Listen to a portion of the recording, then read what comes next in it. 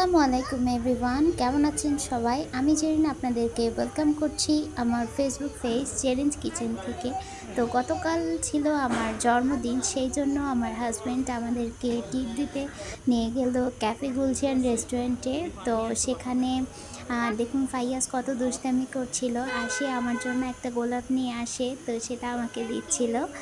খুব সুন্দরভাবে দিয়েছিল প্রথমে, তো তখন আমি ভিডিও নিই নাই, তো পরে বললাম যে আবার দাও।